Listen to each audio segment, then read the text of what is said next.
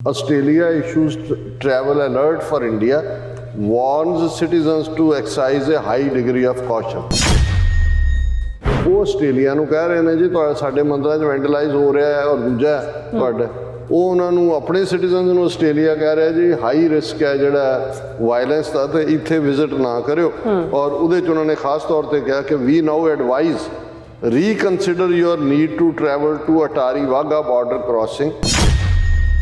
ਉਹਨਾਂ ਨੇ ਕਿਹਾ ਸਿਰਫ ਗੁਹਾਟੀ ਕੈਪੀਟਲ ਇੱਕ ਸੇਫ ਹੈ, ਆਸਾਮ ਦਾ ਬਾਕੀ ਸੇਫ ਨਹੀਂ ਹੈ, ਨਾਗਾਲੈਂਡ, ਮਨੀਪੁਰ, ਛੱਤੀਸਗੜ੍ਹ। ਹੁਣ ਛੱਤੀਸਗੜ੍ਹ ਤਾਂ ਹਾਰਟਲੈਂਡ 'ਚ ਹੈ ਇਹਨਾਂ ਦੇ, ਜਿੱਥੇ ਇਹਦੀਆਂ ਇਲੈਕਸ਼ਨਾਂ ਜਿੱਤਣਾ ਚਾਹੁੰਦੇ ਨੇ, ਉਹਨੂੰ ਆਸਟ੍ਰੇਲੀਆ ਹਾਈ ਅਲਰਟ ਦੇ ਵਿੱਚ ਪਾ ਦਿੰਦਾ ਹੈ unsafe. Expanding on the threats on the Indian-Pakistan border, the advisory states that there is a high risk of landmines, cross-border attacks and violence in the area.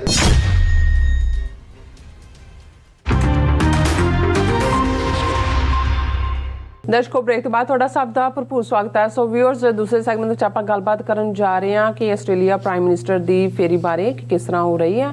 ਔਰ ਆਸਟ੍ਰੇਲੀਆ ਦੇ prime minister ਦੇ 4 ਰੋਜ਼ਾ ਭਾਰਤ ਦੌਰੇ ਤੋਂ ਬਾਅਦ ਵਾਪਸ ਪਰਤਣ ਤੋਂ ਫੌਰਨ ਬਾਅਦ ਆਸਟ੍ਰੇਲੀਆ ਸਰਕਾਰ ਵੱਲੋਂ ਭਾਰਤ ਸੰਬੰਧੀ ਇੱਕ ਟਰੈਵਲ ਅਲਰਟ ਜਿਹੜਾ ਉਹ ਜਾਰੀ ਕੀਤਾ ਗਿਆ ਹੈ। ਔਰ ਇਸ ਵਿੱਚ ਕਿਹਾ ਗਿਆ ਹੈ ਕਿ ਭਾਰਤ ਵਿੱਚ ਜੇ ਤੁਸੀਂ ਜਾਣਾ ਹੈ ਤਾਂ ਇਹ ਰਿਸਕੀ ਹੈ, ਖਾਸ ਤੌਰ ਤੇ India Pakistan border, Jammu Kashmir, north East ਦੀਆਂ ਜਿਹੜੀਆਂ ਸਟੇਟਾਂ ਨੂੰ ਹਿੰਸਾ ਲਈ ਹਾਈ ਰਿਸਕ ਸਟੇਟਾਂ ਜਿਹੜਾ ਉਹ ਦੱਸਿਆ ਗਿਆ। ਜਿਸ ਤਰ੍ਹਾਂ ਕਿ ਜਿਹੜੀ ਇਹਨਾਂ ਦੀ ਫੇਰੀ ਸੀ ਉਹ ਬੜੀ ਧੂਮ ਧੜਕੇ ਵਾਲੀ ਸੀ, ਪਰ ਅਚਾਨਕ ਟਰੈਵਲ ਅਲਰਟ ਦੀ ਕੀ ਲੋੜ ਪੈ ਗਈ ਹੈ। ਸੋ ਦੂਸਰੇ ਪਾਸੇ ਬ੍ਰਿਸਬੇਨ ਵਿੱਚ 19 ਮਾਰਚ ਨੂੰ ਹੋਣ ਜਾ ਰਹੇ ਖਾਲਿਸਤਾਨ ਰੈਫਰੈਂਡਮ ਸੰਬੰਧੀ ਵੀ ਆਪਾਂ ਗੱਲਬਾਤ ਕਰਨ ਜਾ ਰਹੇ ਹਾਂ। ਸੋ ਅਸੀਂ ਚਾਹਾਂਗੇ ਕਿ ਤੁਸੀਂ ਨਾਲ ਇਸੇ ਤਰ੍ਹਾਂ ਬੜੇ ਰਹਿਣਾ, ਦੇਖਣ ਸੁਣ ਲਿਆ, ਲਿਖਣ ਲਈ ਤੁਹਾਡਾ ਸਭ ਦਾ ਬਹੁਤ ਬਹੁਤ ਧੰਨਵਾਦ ਜੀ। ਡਾਕਟਰ ਸਾਹਿਬ, ਕੀ ਵਿਚਾਰਾਂ ਨੇ?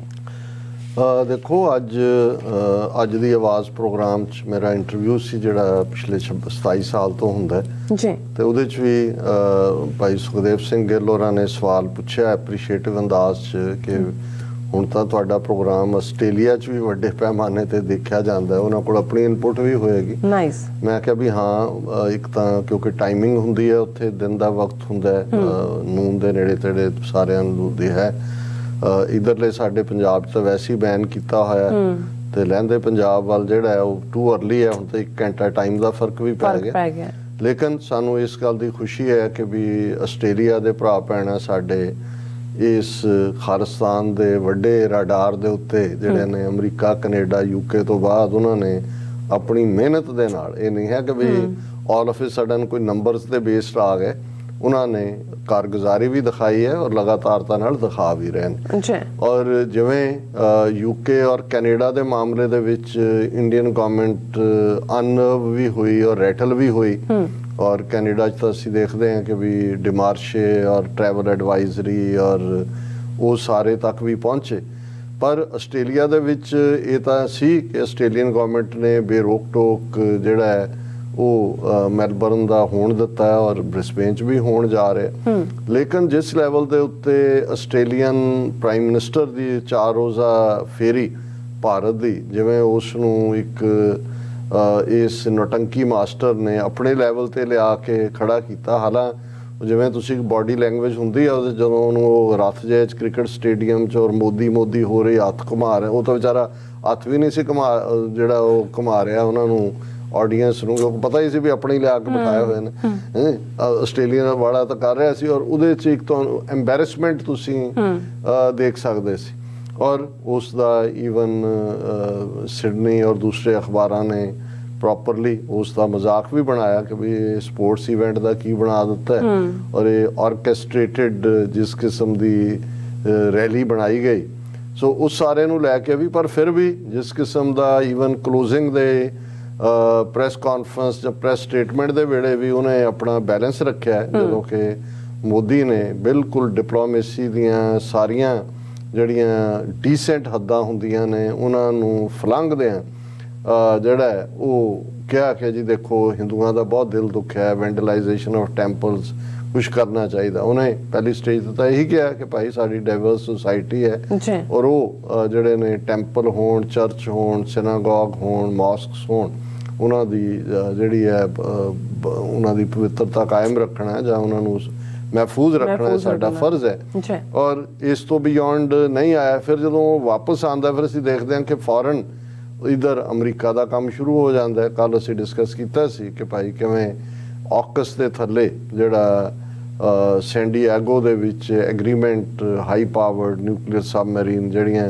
आस्ट्रेलिया लई मेंट ने वो भावें एडिलेड दे विच स्टेशन होण जां पर्थ दे विच होण जां बाद दे विच दूसरे कोस्ट ते जाण और कितना वड्डा किन्ने बिलियन का बजट ये वो तो असी गल भी की। लेकिन अचानक जिहड़ी खबर करके और मैं इनू समझण की कोशिश कर रहे हैं कि भी ऐसा भी नहीं है। इंडिया ने तो एम्बैरस जरूर किया। एक तो वो जिहड़ा पुतलियां का शो बना के क्रिकेट स्टेडियम और उस दे विच और दूसरा इस लैवल के उत्ते प्राइम मिनिस्टर लैवल ते कन्फ्रंट करके एज इफ आस्ट्रेलियन पुलिस अपना काम नहीं कर रही, जां उन्होंने नहीं पता है भी लॉ एंड ऑर्डर नूं किवें देखना है जां किवें करना है। सो और ये भी नहीं है भी इंडिया ने कोई आस्ट्रेलिया वो तो आस्ट्रेलिया नूं पटाण ते लगे हुए ने। ये भी है जी एग्रीमेंट होणगे हुण दिसंबर च होणगे। उन्हें कहा जी मोदी पहला मोदी आएगा फिर शायद मई दे विच आएगा फिर ये जाएगा कुछ इस 2-3 विजिट की गल हो रही। पर अचानक जिहड़ी खबर अज मेजर तौर के उत्ते सामने आई, Australia issues travel alert for India warns citizens to exercise a high degree of caution. हालांकि एक रूटीन प्रोसैस है कि भी मुल्क जिहड़े ने अपडेट करते रहंदे ने कि भी किहड़े मुल्क जिहड़े ने वो विजिट के लिए सेफ ने, कित्थे खतरा है, कित्थे की कॉशन लैण की लोड़ है अपने सिटीजनस ਲਈ ਹੁੰਦਾ। पर ਇਹਦੀ टाइमिंग और ਜਿਹੜੇ खास तौर ਤੇ एरियाज आइडेंटिफाई किए गए और जे मैं इस ਨੂੰ ਹੀ ਦੇਖਾਂ उन्होंने ये टाइटल है Australia issues travel alert for India warns citizens to exercise a high degree of caution. हुण इंडिया विजिट जिहड़ी आ हाई डिग्री ऑफ कॉशन च आ गई। Australian government has updated its travel advisory for citizens travelling to India due to a high risk of violence in certain states. उन्होंने कहा जी हुण वो आस्ट्रेलिया नूं कह रहे हैं जी तुहाडे साडे मंदिरां च वैंडलाइज हो रहा है और दूजा तुहाडा वो उन्होंने अपने सिटीजनस नूं आस्ट्रेलिया कह रहा है जी हाई रिस्क है जिहड़ा वायलेंस का तो इत्थे विजिट ना करियो। और उहदे च उन्होंने खास तौर पर कहा कि we now advise reconsider your need to travel to Attari Wagah border crossing. हुण पंजाब उहदे च लै आंदा इन्हां ने कि भी तुसी अटारी वाघा बॉर्डर ते जाण दा जिस पहला जरा चंगी तरह सोच लो। फिर the north eastern states of Assam accept Guwahati. उन्होंने कहा सिर्फ गुवाहाटी कैपिटल एक सेफ है, असम का बाकी सेफ नहीं है। नागालैंड, मणिपुर, छत्तीसगढ़। हुण छत्तीसगढ़ तो हार्टलैंड च है इन्हां दे जिथे जिहदियां इलैक्शनां जितना चाहुंदे ने उहनूं आस्ट्रेलिया हाई अलर्ट दे विच पा दिंदा है unsafe. And the border areas of neighbouring states due to the high risk of violence the government states in its advisory issued on Tuesday. हुण असीं अज बुधवार गल कर रहे हैं और ट्यूसडे पिछले कल उन्होंने एडवाइजरी है बिल्कुल जो उतों इत्थे आया और ये एडवाइजरी जा रही है। और उहदे फिर higher levels apply in some areas the government stated the government has also urged its citizens not to travel to the union territory of Jammu and Kashmir. उन्होंने कहा जी जम्मू कश्मीर भी नहीं जाना तुसी। And the India Pakistan border. हुण इंडिया पाकिस्तान जे बॉर्डर की गल करिए पंजाब के 6 ਜ਼ਿਲ੍ਹੇ जिन्हां नूं इन्हां ने आलमोस्ट 25,000 स्क्वायर किलोमीटर के जिहड़ा एरिया वो तो सिक्योरिटी फोर्सिस नूं दिता है क्योंकि वो विदिन जिहड़ा वो 50 स्क्वायर किलोमीटर आ जाता है जिन्हां दे विच अमृतसर, तरनताਰਨ, गुरदासपुर, पठानकोट, फिरोजपुर, फाजिलका शामिल ने। हुण ये पंजाब दे लई भी हाई अलर्ट आ गया भी आस्ट्रेलियन ना जाण। हुण इहदे च क्योंकि वो अपने सिटीजनस नूं दे रहे ने एडवाइजरी उन्हां दे वो ਆਸਟ੍ਰੇਲੀਅਨ ਸਿੱਖ ਵੀ ਸ਼ਾਮਲ ਨੇ ਜਿਨ੍ਹਾਂ ਦੇ ਕੋਲ PR ਹੈ ਜਾਂ ਜਿਹੜੇ ਸਿਟੀਜ਼ਨ ਨੇ। ਹੁਣ ਇਸ ਦਾ ਕੀ ਮਤਲਬ ਹੈ? ਔਰ ਫਿਰ ਉਹਨਾਂ ਨੇ ਕਿਹਾ the expanding on the threats on the Indian Pakistan border the advisory states that there is a high risk of land mines, cross border attacks and violence in the area. कि जी लैंड माइनस ने ਜ਼ਮੀਨ ਦੇ ਦਬੀਆਂ ਹੋਈਆਂ ਮਾइनस। फिर cross border attacks के अचानक border तो निकल के हमले हो सकते हैं और वायलेंस इन द एरिया। और उहदे च उन्होंने सिर्फ ये जिहड़ा अटारी वाघा बॉर्डर क्रॉसिंग उन्होंने एक्सक्लूड किया क्योंकि उत्थे झंडा चढ़दा ते उतरदा देखण जांदे ने पर बॉर्डर उहदे च आ जांदा है। हुण ਇਸ ਤੋਂ ਬਾਅਦ ਤੁਸੀਂ ਇਹਨਾਂ ਦਾ Australia India travel and tourist ਜਿਹੜੇ ਨੇ ਉਹਨਾਂ ਦੇ ਚੇਅਰਮੈਨ ਹੈ ਸੰਦੀਪ ਹੋਰ, ਉਹ ਨਾਲ ਦੀ ਨਾਲ ਕਹਿ ਰਿਹਾ, I would like to urge everyone travelling to India from Australia to follow the government's latest advice on travel to select areas before making plans। ਹੁਣ ਇਹ ਟੂਰਿਜ਼ਮ ਵਾਲਾ ਵੀ ਇਹ ਹਿੰਦੂ ਸੱਜਣ ਨੇ, ਉਹ ਕਹਿ ਰਹੇ ਨੇ ਜੀ ਬਿਲਕੁਲ ਤੁਸੀਂ ਤਾਂ ਆਪਣਾ ਟੂਰ ਪਲਾਨ ਕਰਦੇ ਹੋ ਤੇ ਜਿਹੜੀ ਇਹਨਾਂ ਨੇ ਐਡਵਾਈਜ਼ਰੀ ਦਿੱਤੀ ਹੈ ਉਸ ਦੇ ਵਿੱਚ ਜਿਹੜਾ ਹੈ ਇਸ ਗੱਲ ਦਾ ਧਿਆਨ ਰੱਖੋ ਕਿ ਤੁਸੀਂ ਕਿੱਥੇ ਜਾ ਰਹੇ ਹੋ। ਹੁਣ ਜਿਹੜਾ ਨਾਲ ਦੀ ਨਾਲ, ਕਿਉਂਕਿ ਇਹ ਐਡਵਾਈਜ਼ਰੀ ਜਿਵੇਂ ਮੈਂ ਕਿਹਾ ਵੀ ਰੂਟੀਨ ਵੀ ਹੁੰਦੀ ਹੈ, ਪਰ ਇਹਦੀ ਟਾਈਮਿੰਗ ਉਹਦੇ 'ਚ ਮਾਰਕ ਕਰਨਾ, ਉਹਦੇ 'ਚ ਪੰਜਾਬ ਪਾਕਿਸਤਾਨ ਬਾਰਡਰ ਜੰਮੂ ਕਸ਼ਮੀਰ ਬਾਰੇ ਤਾਂ ਹੁੰਦੀ ਹੈ ਐਡਵਾਈਜ਼ਰੀ, ਨਾਰਥ ਈਸਟ ਬਾਰੇ ਵੀ ਹੁੰਦੀ ਹੈ। ਪਹਿਲੀ ਵਾਰ ਹੈ ਕਿ ਇਸ ਲੈਵਲ ਦੇ ਉੱਤੇ ਔਰ ਇਹ ਹੈਗਾ।